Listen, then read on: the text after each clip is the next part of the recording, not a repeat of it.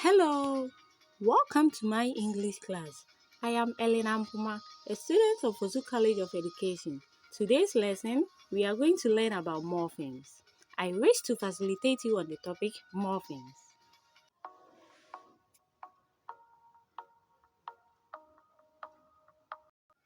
Morphemes.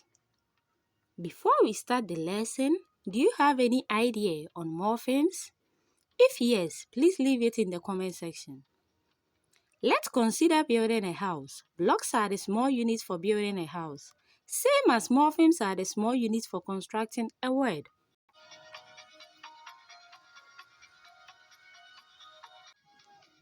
The contents for today's lesson are 1. Introduction to morphemes. 2. Types of morphemes. 3. Application of morphemes. Introduction to morphemes. A morpheme is the smallest meaningful grammatical unit in language. It consists of linguistic elements that cannot be broken into further units. The morpheme is the first rank according to the constituent of relationship and the last rank according to the consist of relationship in the rank scale. Note, morphemes cannot be broken down into further meaningful units.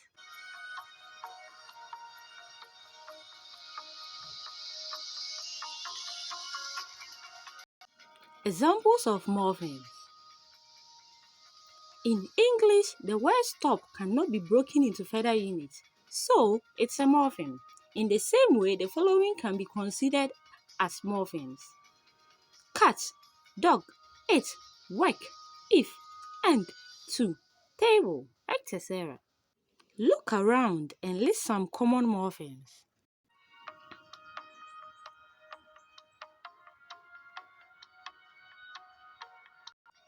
How can we identify a morpheme? We can identify a morpheme by 3 criteria. 1. It is a word or part of a word that has meaning. 2. It cannot be divided into smaller meaningful parts without meaningless remainders.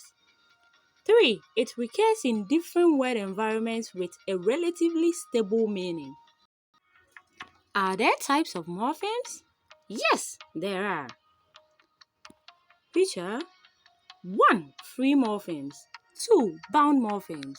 3. Full and empty morphemes. 4. Prefix and suffix. 5. Noun morphemes. And 6. Base or root morphemes.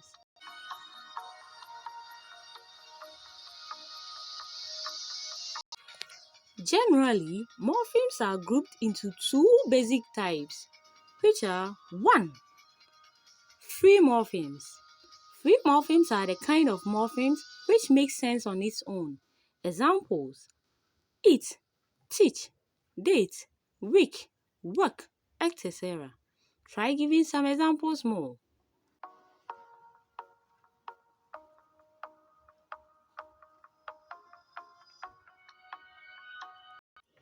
Also, free morphemes are grouped into 2 types. The first one is lexical morphemes. Lexical morphemes are the type of free morphemes that carry meaning on their own. Their meaning can be found in the dictionaries. Example: come, happy, man, teach, dog, farm, etc.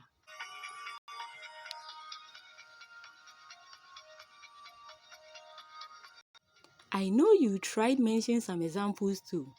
Thanks for your cooperation. Well done. The second type of free morpheme are functional or grammatical morphemes. Functional or grammatical morphemes are the types of free morphemes that only play grammatical functions. Example: in, because, and, me, at, etc.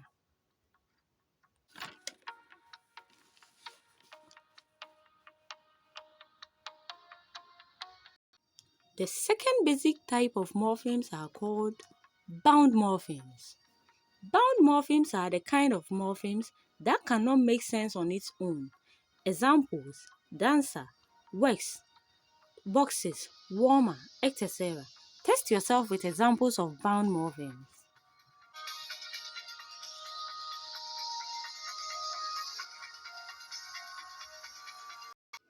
Bound morphemes are also grouped into two types, which are 1. Inflectional morphemes. Inflectional morphemes are the types of bound morphemes that is added to the stem but does not change the parts of speech of a given word. Example is the S added to the noun boy to make boys. Also, ing added to eat to make eating, and the S added to teacher to make teachers, etc.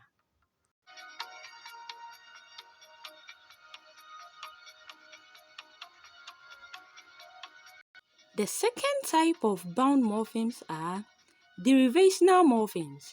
Derivational morphemes are the type of morphemes that, when added to the base morpheme, changes its part of speech. Example, ish is added to the noun boy to make boyish, which is an adjective. Also, is added to the verb teach to make teacher, which is a noun. Again, ly is added to the verb quick to make quickly, which is an adverb.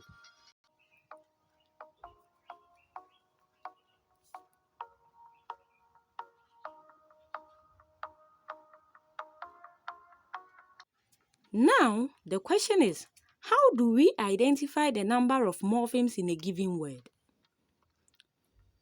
Identifying the number of morphemes in a given word. In English, the word stopped is composed of two morphemes, that is, stop plus the past tense maker. In the same way, the word walked is composed of two morphemes, that is, walk and the past tense maker. Similarly, we can say that went has two morphemes, which is go and its past tense maker. Again, sang has two morphemes, which are sing and its past tense maker. From the discussion above, we can confidently say that verbs in its simple present tense have two morphemes.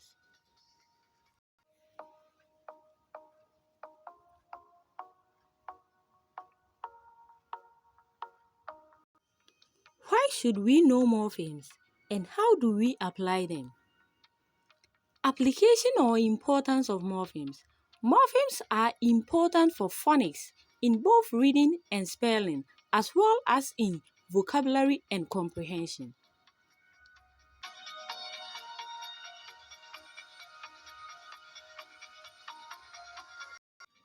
Per your understanding on this lesson, test yourself with the following questions.